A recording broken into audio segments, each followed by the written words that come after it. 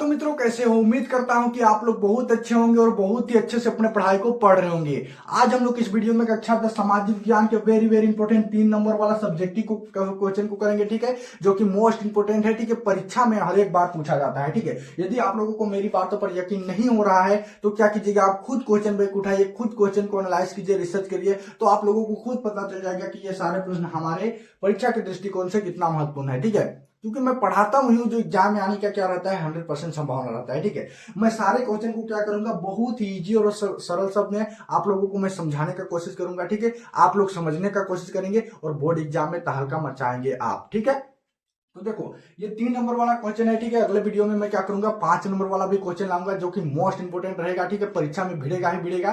तो आप लोगों को क्या करना है, चैनल को सब्सक्राइब कर देना है। ठीक है, जी हाँ, मैट्रिक एग्जाम में तहलका मचाना चाहते हैं तो क्या करना है, मेरे चैनल को सब्सक्राइब कर देंगे। ठीक है, वीडियो आप लोगों को अच्छा लगेगा तो वीडियो को एक लाइक प्लीज कर दीजिएगा। ठीक है, तो चलिए बिना किसी देर को वीडियो को स्टार्ट करते हैं। ठीक है, पहला क्वेश्चन क्या है मित्रों, यहाँ पर देखो, निरंकुशवाद से आप क्या समझते हैं। ठीक है, जो आपका एग्जाम में 3 नंबर के लिए पूछा जाएगा, मोस्ट इंपोर्टेंट क्वेश्चन है, निरंकुशवाद से आप क्या समझते हैं। ठीक है, आप लोग खुद क्वेश्चन को देखिए, खुद क्वेश्चन को एनालाइज कीजिए, तो आप लोगों को खुद समझ में आ जाएगा कि क्वेश्चन बैंक देखिए, सिमिलर पेपर देखिए, सारे क्वेश्चन क्या होते हैं, रिपीटेड बाय रिपीटेड और मोस्ट इंपोर्टेंट होते हैं। ठीक है, क्वेश्चन को क्या करता है एग्जामिनर, बार बार एक ही क्वेश्चन को मतलब घुमा फिरा कर देने का कोशिश करता है। ठीक है, तो देखो निरंकुशवाद की यदि हम लोग बात करें मित्रों, तो निरंकुशवाद से आप क्या समझते हैं, जो कि आपका एग्जाम में 3 नंबर के लिए पूछा जाएगा। तो इसका आंसर किस तरीके से लिखना है मैं आपको एक्सप्लेन करूंगा, आप लोग क्या करेंगे, समझने का कोशिश करेंगे। ठीक है, निरंकुशवाद की यदि हम लोग बात करें तो यह एक ऐसी शासन व्यवस्था होता है ना, जिसमें सत्ता पर कोई अंकुश नहीं होता है। जी हाँ, जिसके जो नियम कानून राजनीतिक दौरे पर कोई अंकुश नहीं होता है। ठीक है, ऐसे केंद्रीकृत और ऐसे केंद्रीकृत मतलब राजशाही सरकार को हम लोग क्या कहते हैं, निरंकुशवाद सरकार कहते हैं। ठीक है, अर्थात निरंकुशवाद शासन व्यवस्था कहते हैं। ठीक है, मतलब निरंकुशवाद शासन व्यवस्था एक ऐसी प्रणाली होती है जिसमें सत्ता पर कोई अंकुश नहीं होता है। ऐसे राजशाही सरकार जो होते हैं वो अधिकतर केंद्रीकृत और सैन्य के बल पर क्या होते हैं, आधारित होते हैं। ठीक है, ऐसी सरकार को हम लोग क्या कहेंगे, निरंकुशवाद सरकार कहेंगे। ठीक है, जो कि सत्ता को अपनी मन मर्जी के ऊपर क्या करते हैं, चलाते हैं। ठीक है, तो आई होप कि आप लोगों को पहला प्रश्न समझ में आ गया होगा, तो वीडियो को लाइक कर देंगे। ठीक है, देखो दूसरा प्रश्न क्या है मित्रों, यहाँ पर देखो, मारियान से आप क्या समझते हैं। ठीक है, जो कि मोस्ट इंपोर्टेंट है, लगभग 44 बार रिपीटेड क्वेश्चन है। ठीक है, 44-55 बार क्या है, रिपीटेड क्वेश्चन है। ठीक है, आप लोगों को यकीन नहीं हो रहा होगा तो आप लोग खुद क्वेश्चन बैंक उठाकर देख सकते हैं क्वेश्चन को। ठीक है, तो देखो मारियान से आप क्या समझते हैं, जो कि आपका एग्जाम में ये भी 3 नंबर के लिए लिखने के लिए दिया जाएगा। ठीक है, तो मैं आपको बता दूं मित्रों, मारियान की यदि हम लोग बात करें ना, तो मारियान क्या था, ये एक नारी था। जी हाँ, ये क्या था, एक स्त्री था। ठीक है,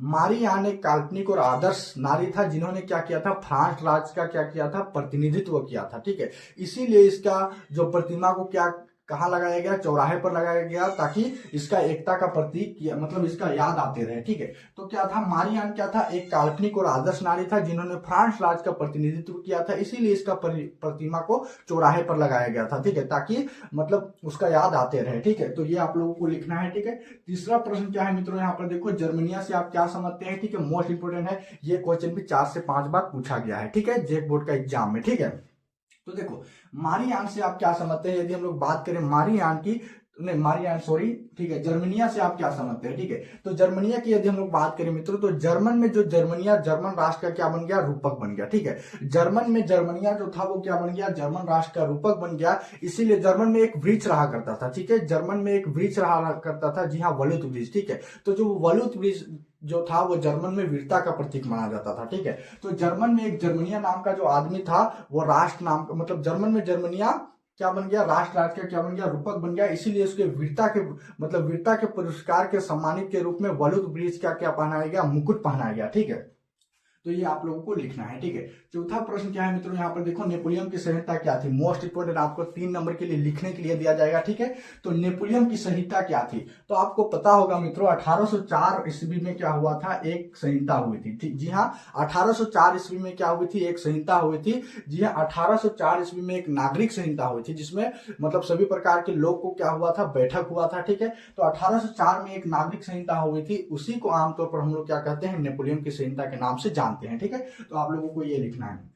पांचवा प्रश्न क्या है यहाँ पर देखो, नदी में बांध बना मतलब नदी में बांध क्यों बनाए जाते हैं। ठीक है, तो आपको पता होगा जो नदी, जी हाँ नदी, नदी में हम लोग बांध क्यों बनाते हैं। ठीक है, तो नदी में मित्रों हम लोग बांध इसलिए बनाते हैं ताकि हम लोग एक साथ विभिन्न उद्देश्य को पूरा कर सके। ठीक है, अब विभिन्न उद्देश्य करने का मतलब यहाँ पर सपोज करो यहाँ पर कोई नदी बह रहा है इस तरीके से। ठीक है, हम लोग यहाँ पर क्या किए, बांध बना दिए। ठीक है, तो आप लोग इस बांध से क्या करेंगे, अपने विभिन्न प्रकार की आवश्यकता को क्या करेंगे, पूरी करेंगे। ठीक है, पहला क्या करेंगे, हम लोग इसका सिंचाई का उपयोग कर सकते हैं। ठीक, जी हाँ, हम लोग भारी मात्रा में फसल करेंगे। ठीक है, तो ये हमारे मतलब सिंचाई करने के लिए मददगार होगी। ठीक है, दूसरी बात जब यहाँ पर हम लोग बांध बना देंगे तो मछली पालन, ठीक है, मछली पालन कर सकते हैं। ठीक है, मत्स्य पालन कर सकते हैं। ठीक है, तीसरी बात, यदि बड़ा बांध यदि हम लोग बनाएंगे तो उससे जल विद्युत, जी हाँ, विद्युत का, बिजली का भी निर्माण कर सकते हैं। ठीक है, तो नदी में बांध बनाने का अर्थात विभिन्न प्रकार की उद्देश्य को पूरा करना ही क्या कहलाता है, मतलब नदी में बांध बनाकर हम लोग विभिन्न मतलब बहुत सारा उद्देश्य को हम लोग पूरा कर सकते हैं। ठीक है, आप लोगों को ये लिखना है।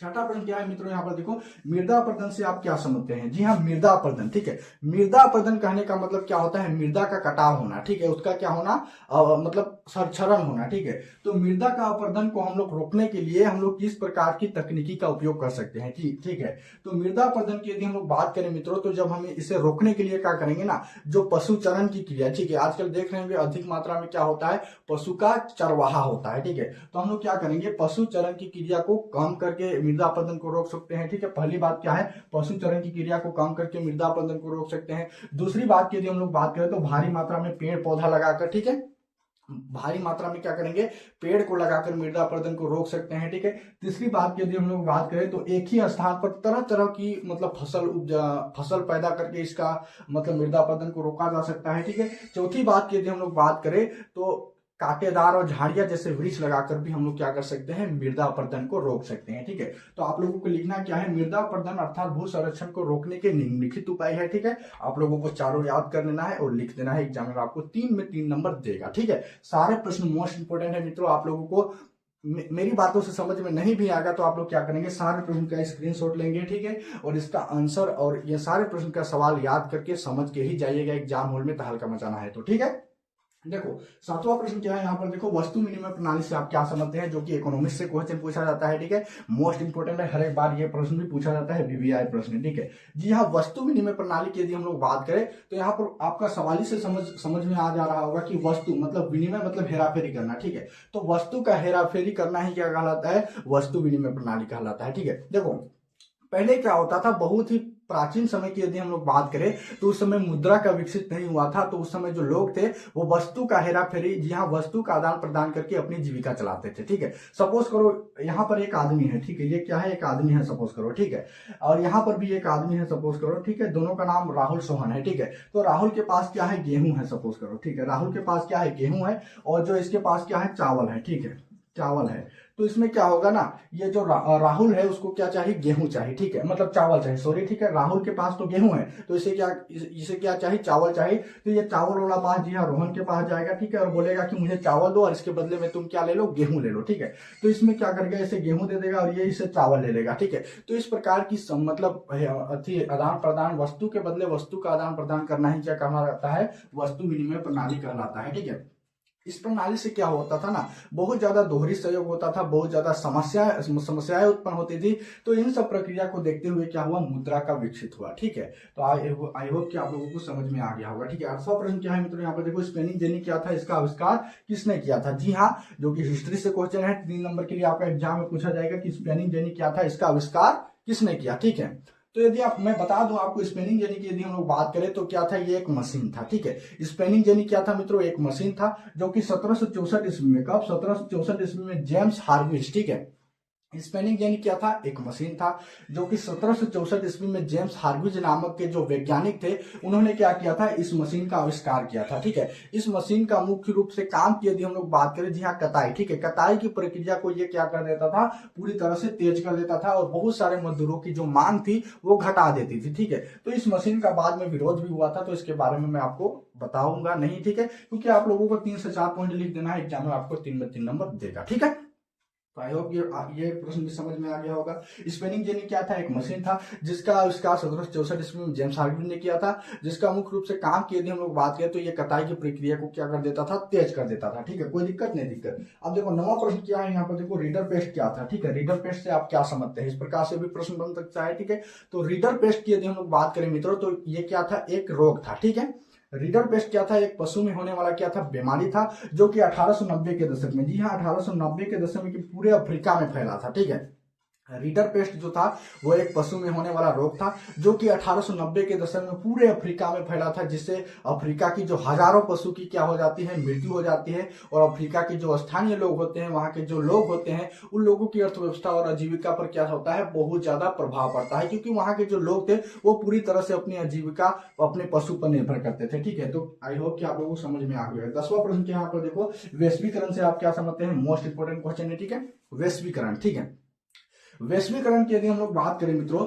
तो अपनी देश की अर्थव्यवस्था, जी हाँ, किसी एक देश की अर्थव्यवस्था विश्व की किसी दूसरी देश की अर्थव्यवस्था के साथ जुड़ती है तो उसी प्रक्रिया को हम लोग क्या कहते हैं, वैश्वीकरण कहते हैं। ठीक है, मतलब एक देश की अर्थव्यवस्था किसी विश्व की दूसरी देश की अर्थव्यवस्था के साथ जुड़ना ही क्या कहलाता है, वैश्वीकरण कहलाता है। वैश्वीकरण से क्या होता है ना, जो देश को विकास होने में मतलब विकसित होने में बहुत ज्यादा मदद मिलती है। ठीक है, सपोज करो यहाँ पर ये सपोज करो भारत है। ठीक है, भारत है और यहाँ पर पाकिस्तान है समझो। ठीक है, सपोज करो, मानना है। ठीक है, पाकिस्तान है। ठीक है, आप सपोज करेगा ना, यहाँ पर जो पाकिस्तान में मतलब भारत में कुछ ऐसी वस्तु जो नहीं बन रहा है वो पाकिस्तान में बन रहा है। ठीक है, तो पाकिस्तान वाला क्या चाहेगा कि भारत में भी हम ये वस्तु को भेजें और उससे भी विदेशी मुद्रा हम लोग प्राप्त करें। ठीक है, तो इसमें सपोज करो भारत में ब्लेड, ठीक है, बेल्ट जो आप लोग पहनते होंगे, ठीक है, स्कूल बेल्ट कोई भी बेल्ट, ये इसमें भारत में नहीं बन रहा है सपोज करो, और पाकिस्तान में बन रहा है। ठीक है, तो क्या करेगा, पाकिस्तान वाला जो ये ब्लेड बनाएगा और भारत को अपना सप्लाई करेगा, बेचेगा। ठीक है, जिससे क्या होगा,